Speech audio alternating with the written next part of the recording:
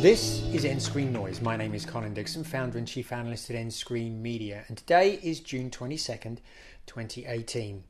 This week, comScore released its State of OTT report, and I'm going to talk about some of that data this morning. Now, comScore defines OTT as streaming to a connected television, a television that's connected to the internet, and that's by any means. So those means are smart TVs, streaming media players, Blu-ray players that are connected to the internet, game consoles, and also other internet STBs may be provided by a pay TV operator, and DVRs that are also connected to the internet. And that's the smallest used group.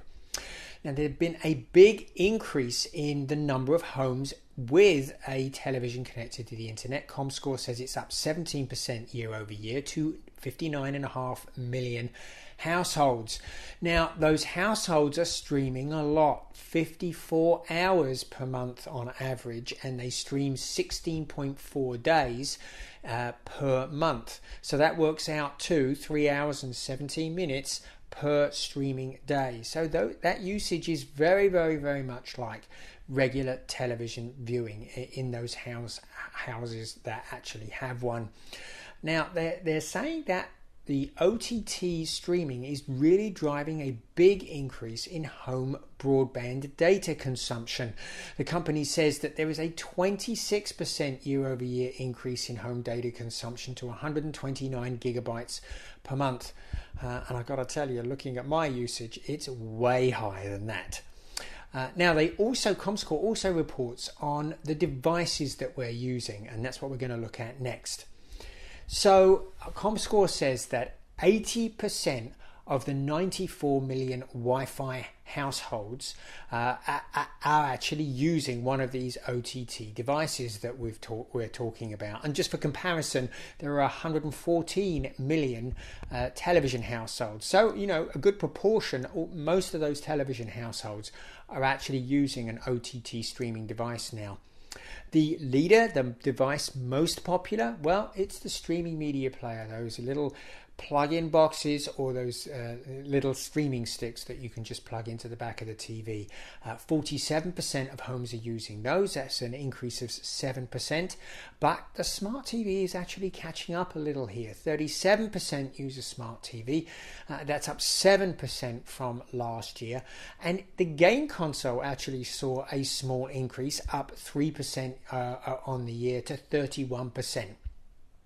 So the interesting thing is that those homes with a streaming media player, those 47% that have a streaming media player, 77% actually use that device. So only 23% have got them sitting on the sidelines and not really using them.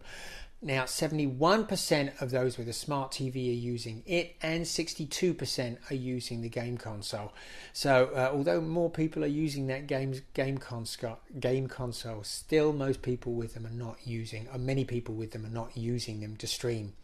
Now, Roku does still lead the streaming media player market, but only by a hair's breadth, at least according to comScore. They say that 20.2% are actually using a Roku streaming media player. That's up 4%, and 20% are using Amazon Fire TV, which has really caught up a lot, 6% increase year over year. But I must say that comScore did not include Roku smart TVs in that total. That's included somewhere else, and Roku also owns 13% of that market. So I think it's fair to say that Roku is still the OTT streaming king, still considerably ahead of the others, primarily because of those Roku smart TVs. Now, comScore does also talk about virtual MVPDs, and so that's an area that I want to talk about next. Now, the virtual MVPDs have grown a lot. comScore says that there has been a 58% increase in the number of homes that are using virtual MVPDs, and they said that they're now consuming 10% of the total OTT viewing hours is going to virtual MVPDs.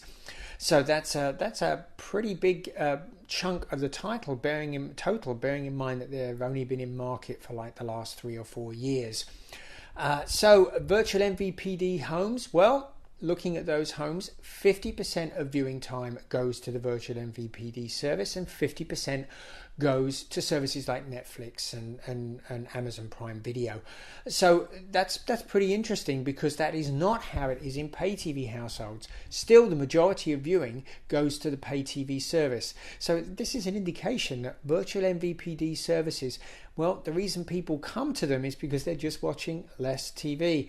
They're still using them a lot, but they're just not using them as much as they did their traditional pay TV service. And there's one other piece of good news in the comScore report. They said that looking at the total viewing time, half of that watch time is being spent with ad-free viewing through SVOD services, but the other half is being spent with ad-supported content.